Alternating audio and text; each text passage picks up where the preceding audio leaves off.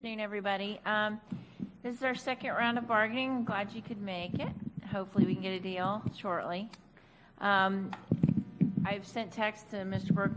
Dr. LaCava had an emergency, so he's going to be here as soon as he can, and I forgot to invite Mark Mitchell. Apparently I'm going to hear about that for a while, but so hopefully he'll be down when he can. So we're just going to go ahead and get started. So we're looking forward to see what kind of proposals you want to push across the table. We're going to let you go first today. Okay, so we'll go first again. I'm just trying to be polite. You know, with my sons, they always fight over who gets to go first. I'm just, you know, letting you go first.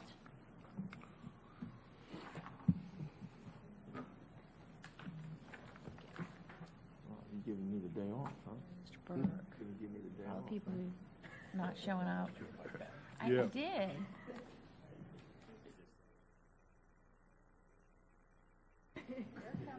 Yeah, we're hoping everybody's going to show up. I don't know what's going on today. The end of the school year, people start going a little nuts. You guys just have to Right forfeit here. to our demands if your whole team doesn't show up and can't play. Is that what that is? You still have to, you know, I'm still here though, so.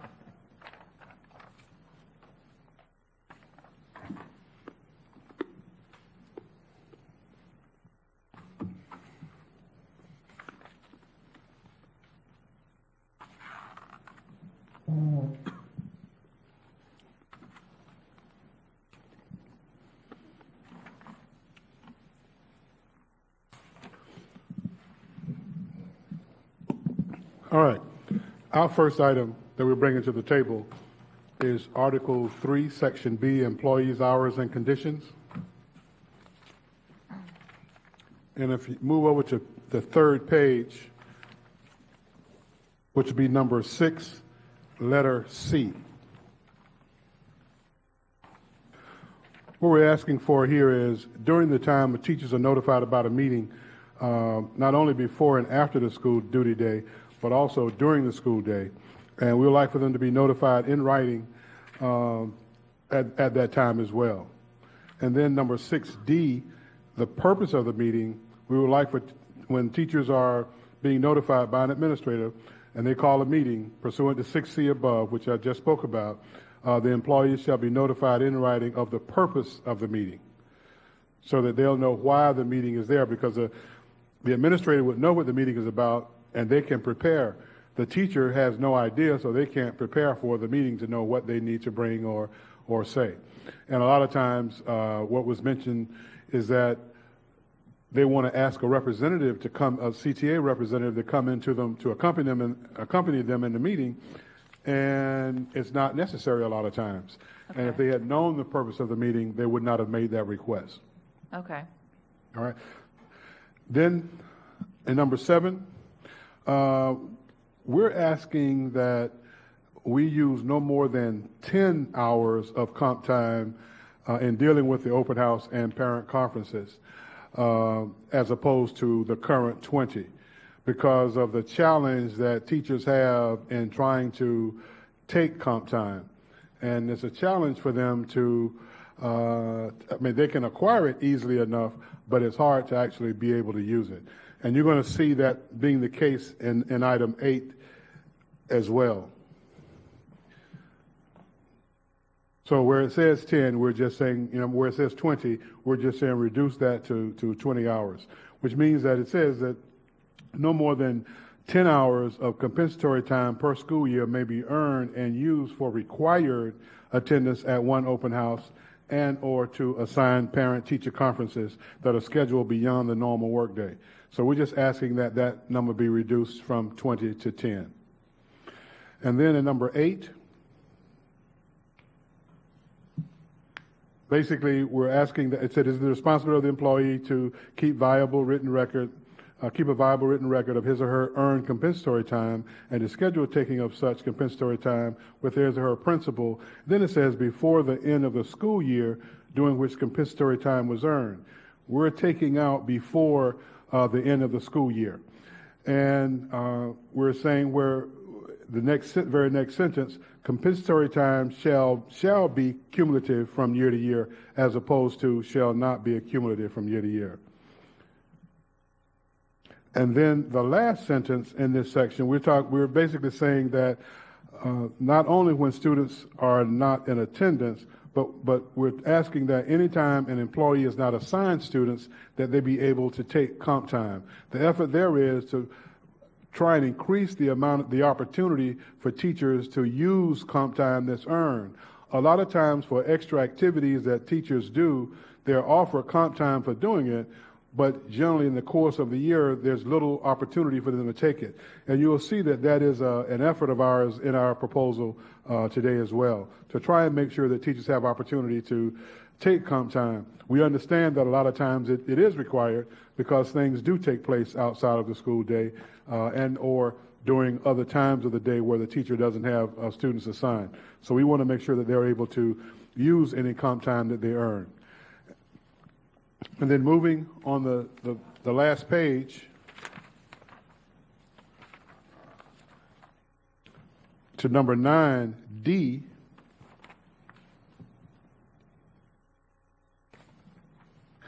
it says employees are required to work on professional development days as scheduled on the district calendar. Any employee wishing time off on a professional development day must request and be approved for paid or unpaid personal leave or sick leave, and then we want to add in or compensatory time. So we're trying to find ways in which, since they're continually earning this time and not being able to use it, we're trying to find ways in which they can actually use that comp time and be a little bit more amenable to the activities that are required of them. And that's Article 3, Section B, employees' hours and conditions. Okay, I have a couple of questions, well, quite a few questions. Just clarification so I really understand what you're trying to get at here. So with the notice of meetings, so anytime a principal says I need to meet with a teacher, and let's suppose it's something really innocuous, trying to think of something.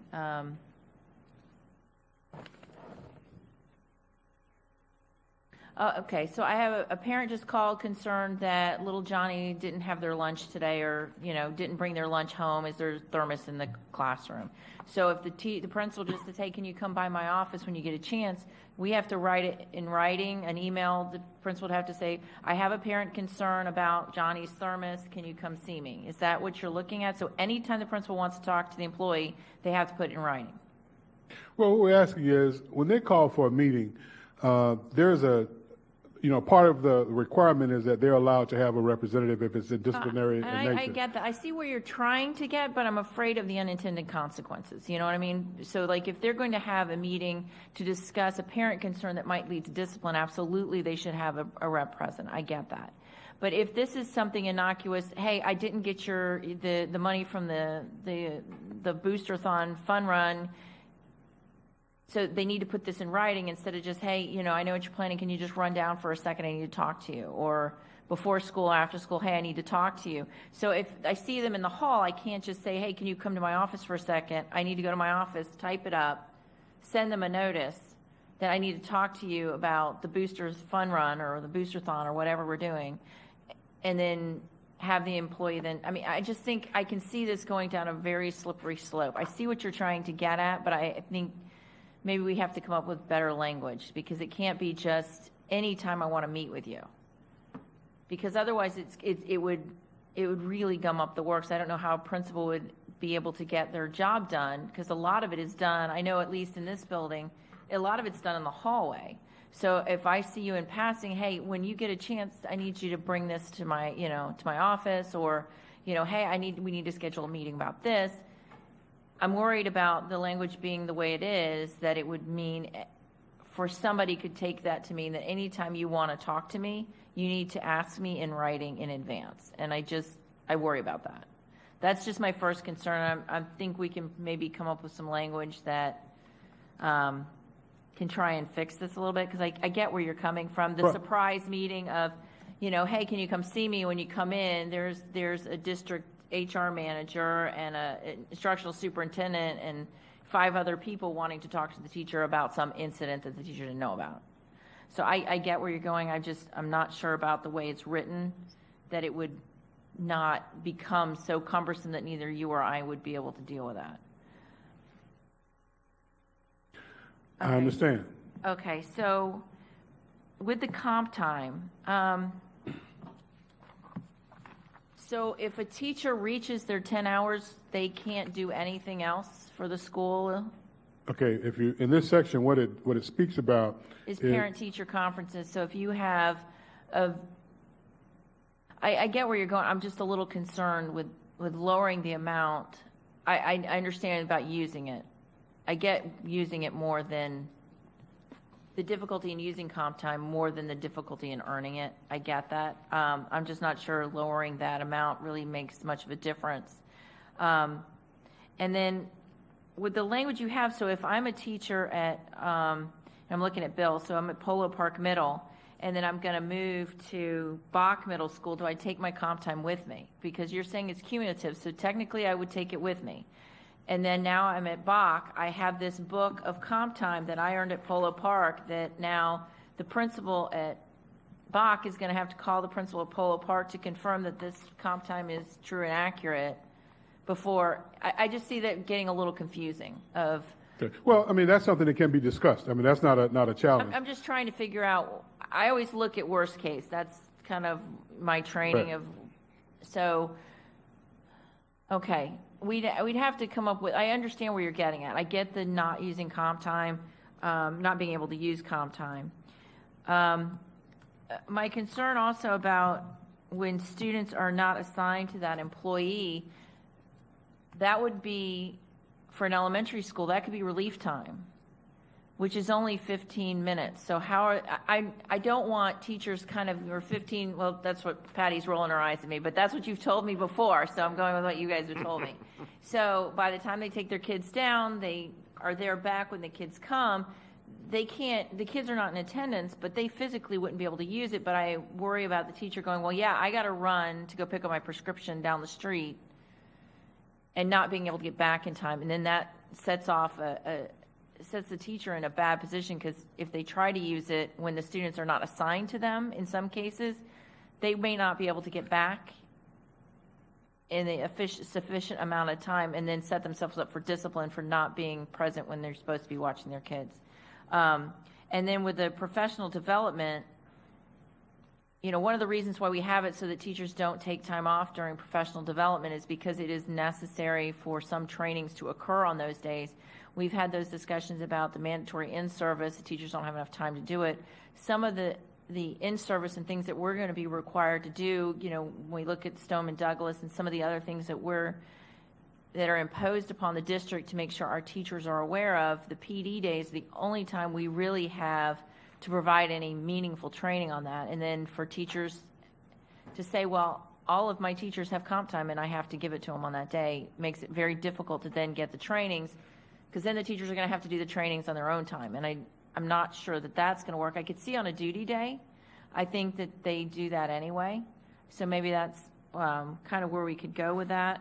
The other thing I'm concerned about is you crossed off the language that said, in keeping with the other provisions of this agreement. Mm-hmm. There are provisions in the agreement such as I know looking at the calendar in my head, I can see that there are some duty days or PDD days that occur immediately after a holiday. So by striking this language, you're saying, no, the teachers can take that day off, which violates the contract. Technically, they already do in secondary, like those grading days for high school are technically the day before or after holidays, but I'd imagine every single principal throughout the county, if your grades are in and it's the day after Christmas break or before a holiday, they haven't been enforcing that to the letter, because then otherwise that puts us. Well, they allow them to use comp time. They don't allow them to use sick or personal on those days. And by striking this language, the way you have it written, that they can take, right now they can take personal or sick leave. I think they're letting them take comp time on duty days. They're not letting them take them on PD. They're not letting them take personal. If we're sick, obviously, we're not going to stop somebody who's really sick. But I'm a little concerned when we strike out that in keeping with the provisions of this agreement. I think that would need to stay in, because there are other provisions in the contract that still would need to apply. But we'll consider it. I just wanted to make sure I was clear. I know where you're going with it. I get it. I get the spirit of it. So maybe we can come up with some creative solutions that'll work for our principals. and that will work for the teachers to give them more time to use that comp time. All right. Thank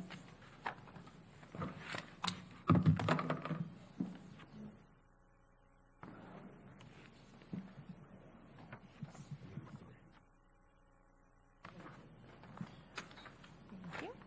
Thanks, Bill.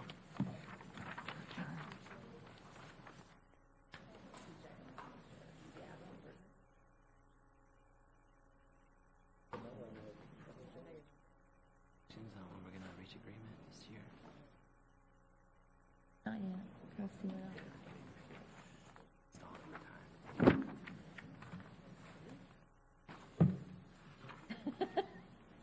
They get too bored.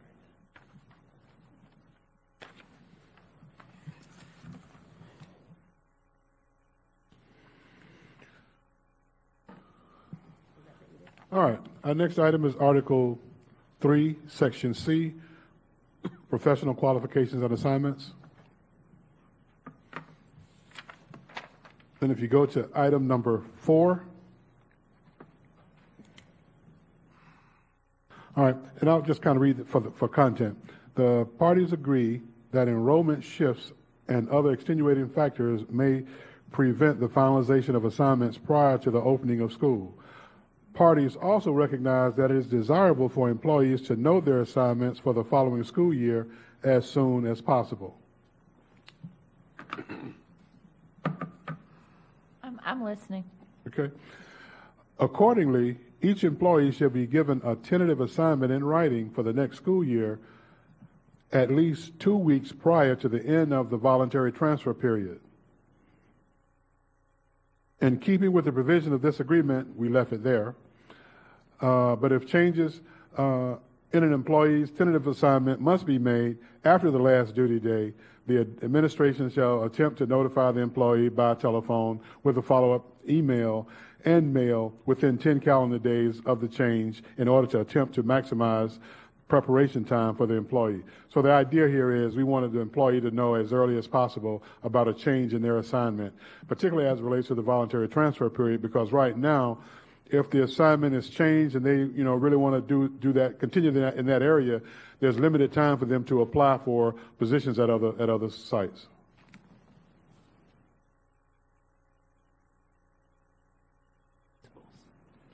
Yeah, I'm going to interrupt you on this one. We're going to have to talk to the principals. I'm not sure that would work because of when the budget's coming out. Because right now we're still working on the budget. Well, we provide the schools budgets in late February with their tentative, and I would want to get some input from our principals because I know they're working with their schedules, and that may carry over into the summer, and I don't know how they can completely nail down everyone's assignments. Okay. Sorry about that. No, just kind of thinking out loud here. We've been trying to issue school budgets earlier each year to actually help with teacher recruitment. Right. So Ms. Canus has done a nice job. What used to be kind of a spring break time of the year when budgets came out, now they're going out like the third week around February 21st. So that helps to some extent, but there is still some uncertainty around the school budgets. And they are also, the schools know their budgets will change based on enrollment on the 11-day count in the fall. And I know we're working to get kids scheduled and get master schedules done earlier and earlier if possible, but I don't have the expertise right now to sit here and figure out what's feasible and what's not. I think we would need to probably caucus and talk to our principals and kick that around a little bit. Right now, Right. Voluntary transfer period's ending May 10th. So you would want them, they would have their tentative assignments before probably about the 1st of May, which is the goal right now. But we've always allowed principals to then extend that towards the end of the school year. My only concern is that if we did this, let's say, because right now, if we told principals you have to have your tentative assignments given to your teachers by May 1st, there's going to be a lot of changes to a lot of teacher schedules, so I'm not sure it's something that they could really rely on. Because if they don't have the budget done, they don't have, their budget intact of what their budget's going to look like. I don't want it to end up being that teachers are going to get, this is your tentative assignment right before voluntary transfer period, and then it get changed again, and it's going to get changed again, and it gets changed again. I think that causes more problems than what we have now. I understand the frustration. It's just logistically, I'm not sure that the timelines are going to work. Okay, because We'll get some more input from our principals on that one. And also it goes to number 5 as well, because this is some of the challenges we've had to deal with a lot of our teachers. And it talks about an employee entering at least his or her, we want to say fifth consecutive year of employment within the district, who is being reassigned to a grade level or subject area or subject to which he or she has not been assigned sometime during the previous 3 years, that they're permitted to have a voluntary transfer period up through July 1. Basically, that's the request. Because again, we have a lot of teachers who maybe shift to 3rd grade, and they've been teaching, 5th grade for 15, 20 years, and now all of a sudden, they're being changed. And so they would like to have opportunity to try and find a place where they can do that, teach that same subject area. Well, just to poke at you a little bit, 15 or 20 years, they'd still get it right now under the 7. All right. Then, all right. I'm just giving you a hard time. I know. Okay. No, I see what you're getting at. Okay. Right. And basically what we're trying to do is make sure that we have the employee with the most positive mindset as possible in sitting in front of our children. So because children are the ultimate goal where the treatment falls. Okay. All right, and that's Article 3, Section C, Okay. Professional Qualifications and Assignments.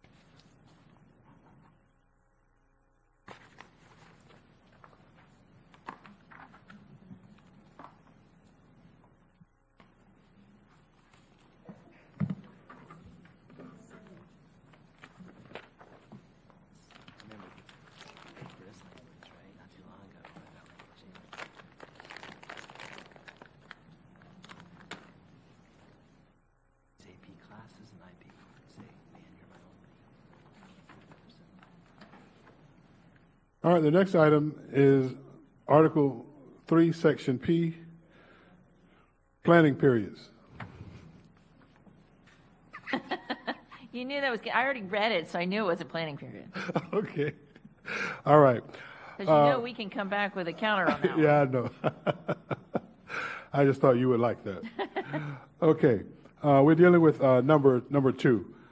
An assignment of an employee in any such secondary school for a 6th period should be by mutual agreement of the employee and the principal. And we're taking out, however, in the event that a volunteer is not available, the principal reserves the right to assign the employee the additional period.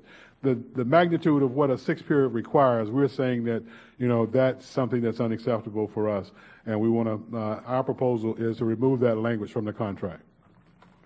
And we have another proposal along with that will kind of help in the resolution of that part of our request. Go ahead. And in number 5, we're just saying that to use the appropriate appendix. It says Appendix F, which is family medical leave, and it should be Appendix D, which is the supplement for the extra period. Okay. We're obviously going to have to take that back to our principals and get some. I don't know how often it occurs that people are assigned. We were just kind of bouncing it around. I think it's probably going to be assigned in those IB programs, the ACE programs, where there isn't anybody else to teach that, where maybe they have more students, taking the class, not enough to get another teacher. but there isn't anybody else to teach it. So I'm a little concerned that we would have to deny students some educational opportunities to carry this out. And we certainly don't want to do that. I wouldn't want to cut down on the kids that were able to take AP or ACE classes or IB classes simply because no one will volunteer to take one extra class. So we're going to have to talk to our principals about that one. I see what you're I see where you're getting at, but I'm not sure that it's going to work for us. But we'll see what the principals say. Oh no, the CEO knows. Mr. Levinson mentioned we can adjust the language, and as Theo knows, I like to adjust his language on his proposals. So. Okay.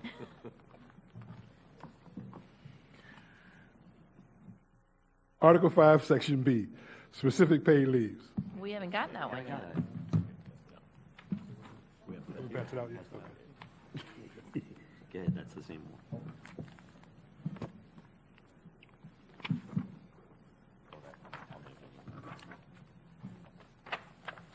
You're doing that very well, Bill.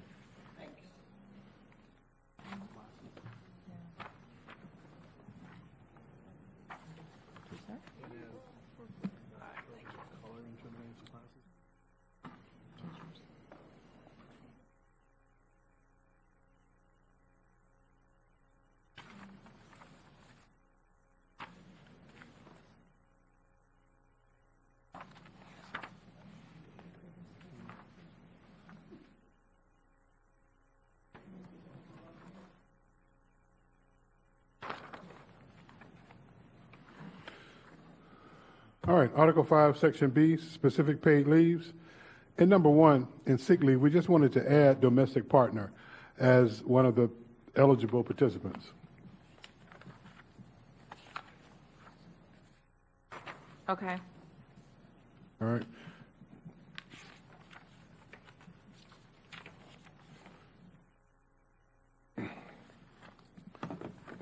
And then on the last page,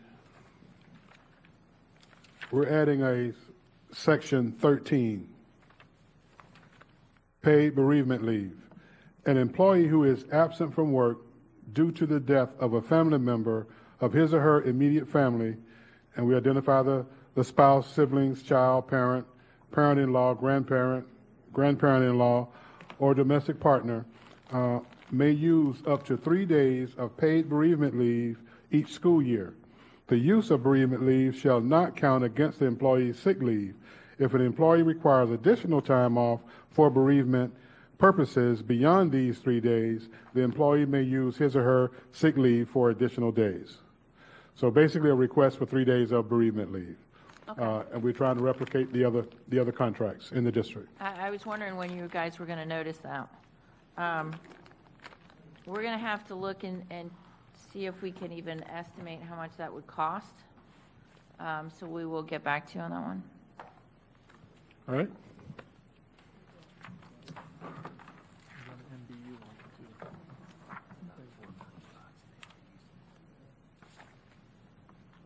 So that's just covering the cost of a sub, but instructional time and all that. Yeah, that accounts for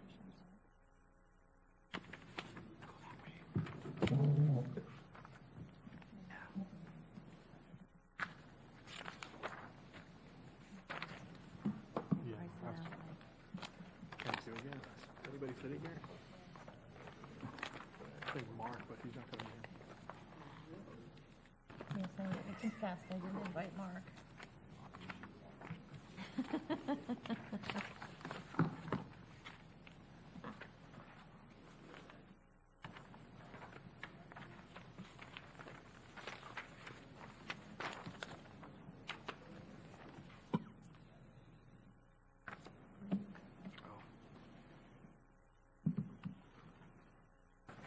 Okay, our next area is Appendix B, supplements.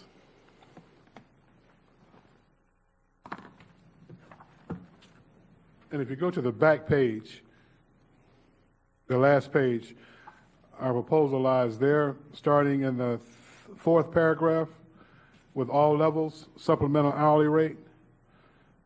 Both with that item, the supplemental hourly rate, and mandatory training in service, trainers who provide training for those attending mandatory in service. We're changing those rates to what we had agreed to previously in terms of changing all of supplements in Section B, in Appendix B, increasing them by 10% or 5% in 2 years consecutively. So those were left off. So that's something that was just not included when we. What you're talking about, the supplemental hourly rate and the trainers?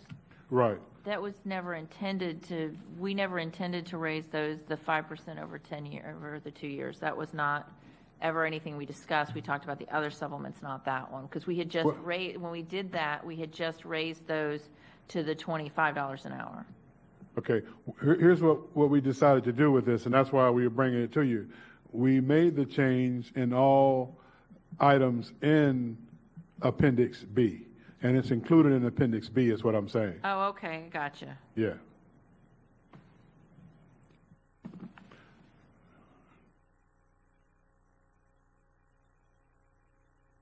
Oh, wait a minute. Okay,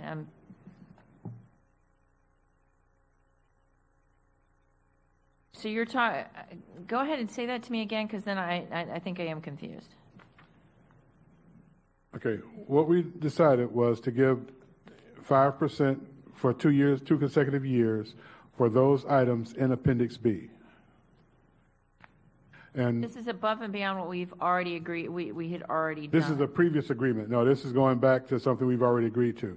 And this is Okay. just left off. Similar to what we did last year with the SECME supplement and another supplement where it just wasn't included when the work was done initially. Okay, so you are talking about the supplemental hourly rate and the one for trainers, that you're raising those to 5%. 10% Right. total. It's 10% total, 5% for 2 years, 2 consecutive years. Okay, because what we were saying is we never intended to raise those because those rates had just been raised prior to us agreeing to the 5% over 10 years, or the 5% 1 year and the other year. If you go back and look, that used to be, I think, $23.50, and we raised that to $25. Because we raised the supplemental hourly rate, the in-service rate, and the additional period supplement, all raised those all to 25. And that was probably 3 years ago, 4 years ago that we raised those. So Four we years did- ago. Right. So I see what you're doing now is just raising these 10%. Right, we're just saying Okay. that that's what we agreed to do, and we're just saying we didn't do that. And we did that, we had the same problem last year in another area. No, I understand what this SECME. Okay. We did not agree, what I'm saying is we did not agree to raise those back when we raised the other ones because we had already raised that one from $23.50 to $25.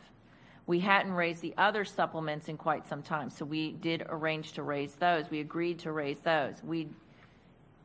It's not an accurate statement to say that we had agreed and we just left this off. That was not true, at least from our perspective. We had never agreed to raise that because we had just done it.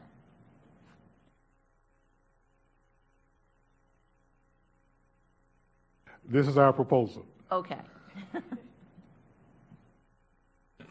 And then the last one? Right, the last one, we're asking for a supplement for our self-contained ESC teachers.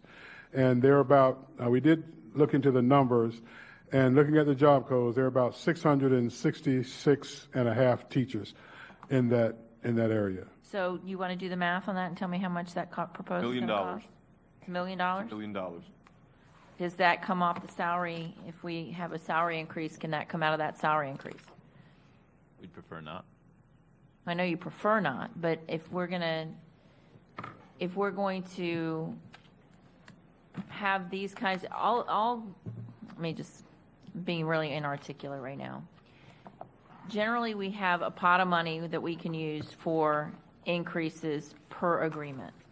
So we don't know what that pot looks like right now because the budget from the state is still really new. So just heads up, we're not giving a salary proposal today because we don't have one prepared. If we took this $1 million, this is a $1 million proposal just for this one, the bereavement leave, if every teacher took bereavement leave at least once during the year, that's $4 million. So we're looking at chipping away at what we have available as far as funds for raises when we start doing some of these proposals. So everything has a cost to it. I've explained this with our other units, and because they watch this as well. You know, when we have whatever the pot of money is what the pot of money is. And $1 million is a lot of money that comes out of that pot. So we will certainly consider it and look at it. We've been talking about having some kind of incentives for people who teach certain level classes. We're just trying to figure out how we can find the money for it. Because we don't like the $100 incentives to teach, you know, some of our hard to staff positions, our high needs places. And, you know, right now we don't have the money from the state to be able to do that. So we'll definitely consider it and look at it and see what we can do. But I don't know that $1,500 a year is even in the ballpark when if you work at a Title I school, we're giving you $100 a year. Or if you're teaching reading, we're giving you $100. We're going to give a self-contained ESC $1,500. I think that's too big of a gap. So we'll look at it and see what we can do. All right.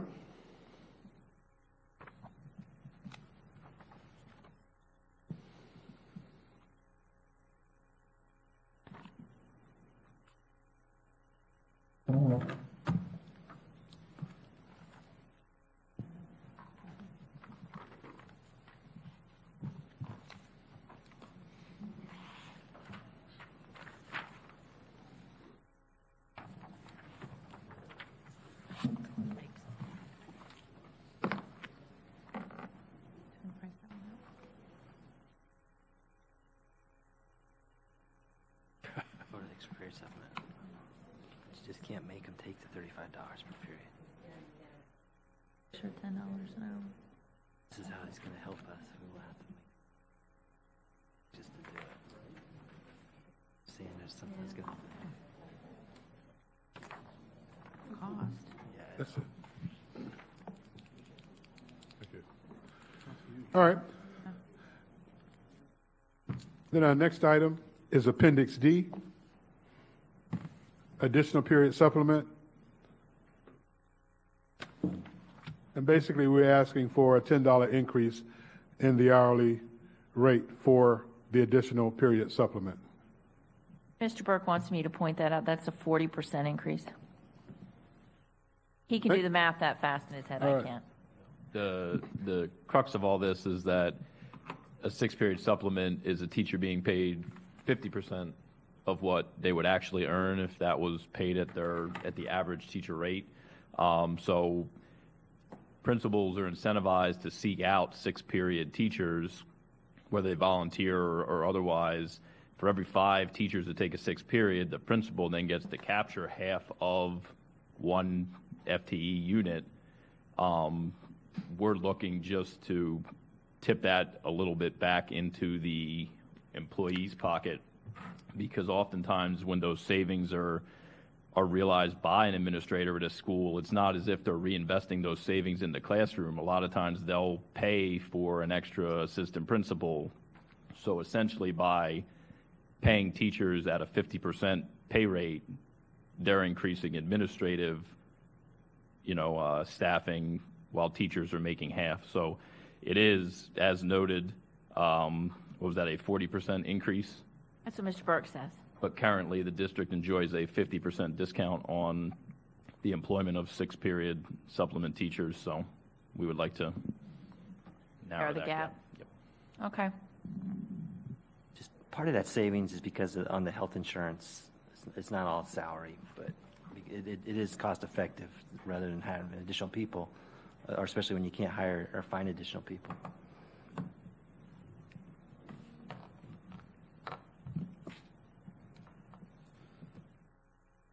We'll have to get back to you. Because we do have a response for that. I mean, because on the additional administrator, there is stuff on that. But be that as it Yeah, may. it's just, we have to figure out the full cost of what that, and we need to talk to the principals about how this would affect, like I said, some of these programs. And I get where you're saying that maybe principals might be using that provision to save money in other ways, to do other things. So maybe there's something we can consider. Just use it to stretch their money or just using it? We just have to, Right on the campus, right? Have to look for it. They're getting twice. Well, they get twice as much. came out of me coverage, right? I want to be 3 years in a row. Okay, and our last item is one that we both have as an item to bring to this session, this round of bargaining, and that's Article 8, Section N, mandatory in-service. And basically, it's the same proposal we presented before, as using a half PDD day at the beginning of the year that's in the district calendar, so that teachers can complete some of that mandatory in-service that's required. Yeah, we saw that. I will get it for you sometime today. I know Mary Powers has been working on the auditing of looking at, and it's not as much as we thought it was. That's mandatory. So I don't think that a half day per PD day is something that we'd even come close to using. So what we're going to do is I will get that information back to you, because we did do that survey of what is the mandatory trainings they have to do, and we will get that to you. Okay. Okay. All right, and something I didn't share, I do have the job codes of those ESC positions that we were talking about. Yeah, I don't know if you- I think we had those didn't we have that the last round of But bargaining? it was a much larger list. Okay, so if you have those, want to pass those out, that would be great, and then that gives us a jumping off point. All right. We can have Bill pass them out.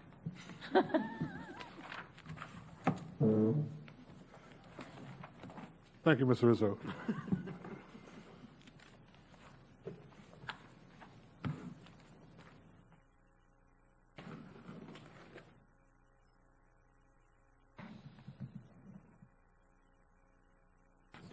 A good dealer.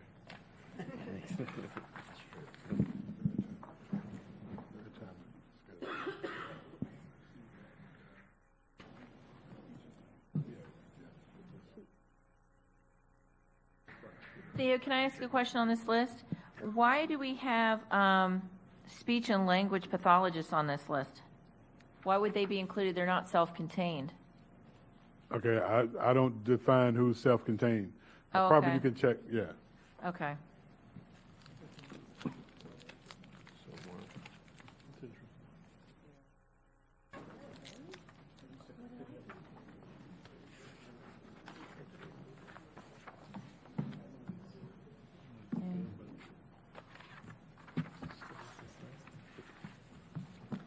All right, so that's it?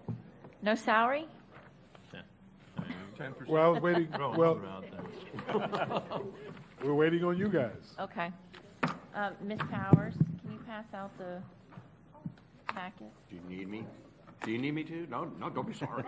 Bill's good at it. Yeah, Bill seemed to be pretty quick on them. We put ours together with a packet with a paper clip, so Mary only has to get up once. And All right, you can Bill's keep, good. And you, He's and you been can working keep the out every paper morning. clip. I got my steps in. The paper clip comes free with the proposals. Well, we like the anticipation. Sorry,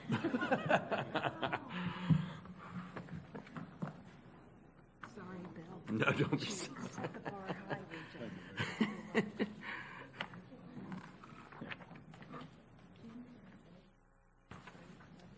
I'm not collecting for Denise. I guess we do need an extra one for Denise. Thank you. Thanks, Al. All right, so the first one is Article 2, Section V, and it's job sharing. The change is not, it's at the bottom of page 1. We were thinking about opening this up a little bit more.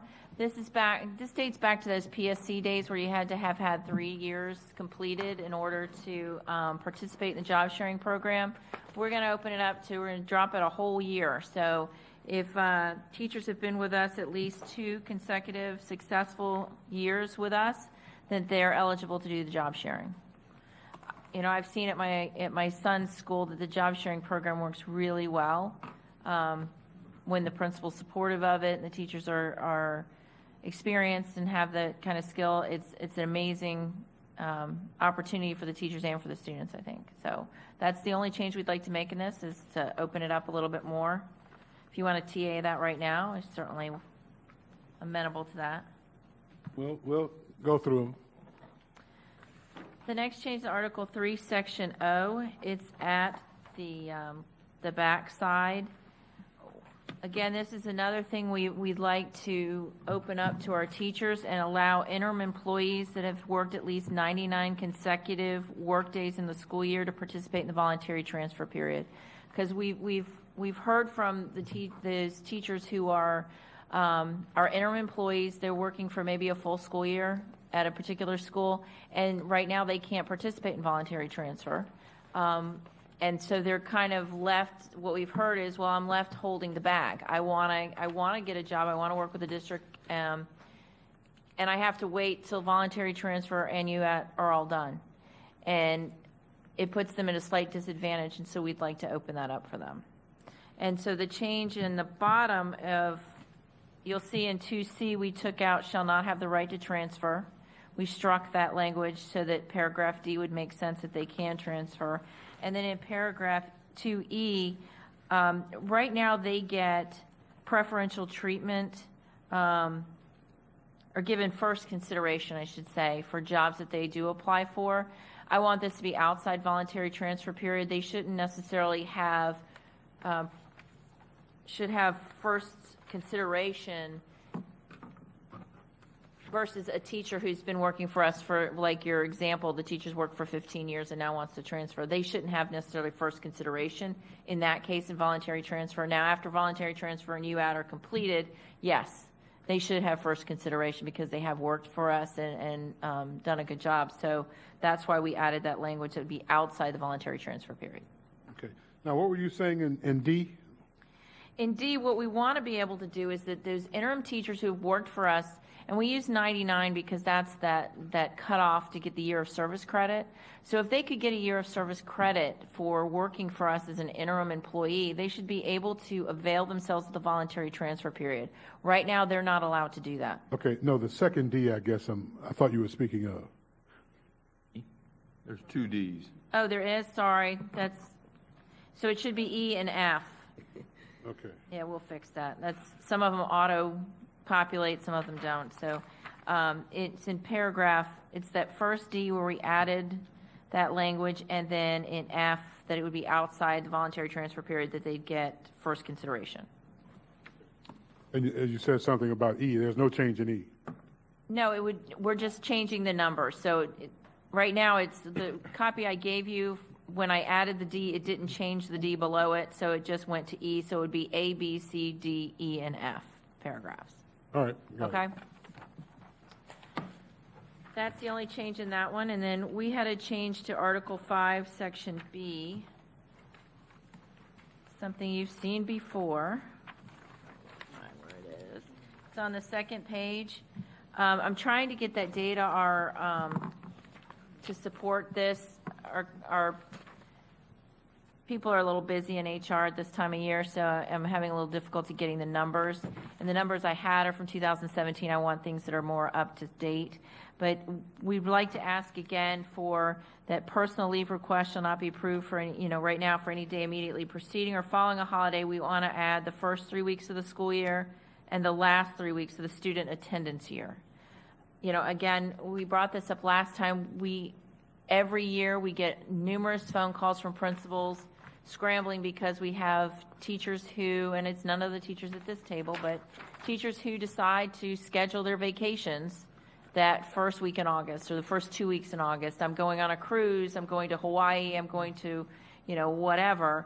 And they plan their vacations right at the start of school, and they take all 6 personal leave days right off the top and then take 4 unpaid. So it puts the schools at a disadvantage. The teachers aren't there for preschool. They're not there to get the training they need. They're not there to get prepared for the school year. Last year when we rolled out SIS, they weren't there for that rollout so that they were aware of it. It really puts the teacher themselves at a disadvantage. We'd like to have it in the contract so that it prevents them from doing this. Now, the exceptions still apply. So those exceptions for if it's an emergency, for bereavement, for religious observances, for moving a child, stepchild, or foster child to attend college or university, and to attend graduations. Those exceptions would still apply. It's just for those people who are taking advantage of the 6 personal days right off the front and taking the first 2 weeks of school, or in some cases that they're telling the principal, I'm taking the last week of school off or the last 2 weeks of school off, and that's when we need the teachers there. We need all hands on deck at the beginning of school and the end of school, and we have some data. We can get the data to you on the number of absences we've gotten in that time period.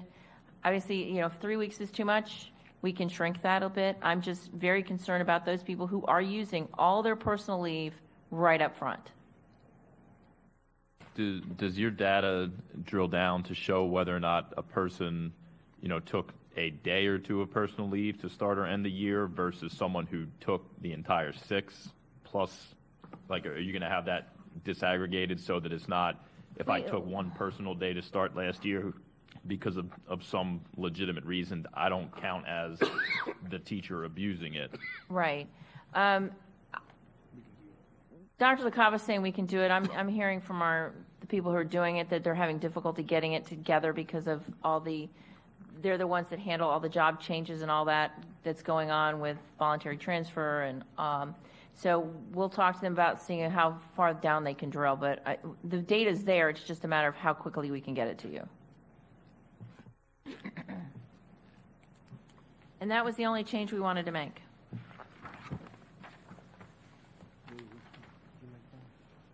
Oh, that's the next one. So the next one is in Appendix E. Right now, the way this reads is that FMLA can be taken before or after using your sick or personal time. There's been a recent court ruling that says that we're not permitted to do that.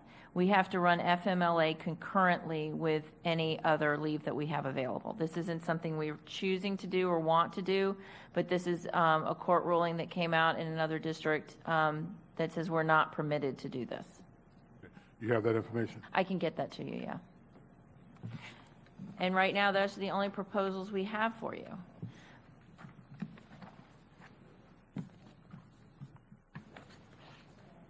So do you want to caucus and let me know if you can TA, all of our proposals today? And I mean, we're ready to TA all our proposals right now. All of our proposals? All of our proposals. Oh. I should have pointed to myself when I said all of our we proposals. are one group here, We can caucus. Okay. So,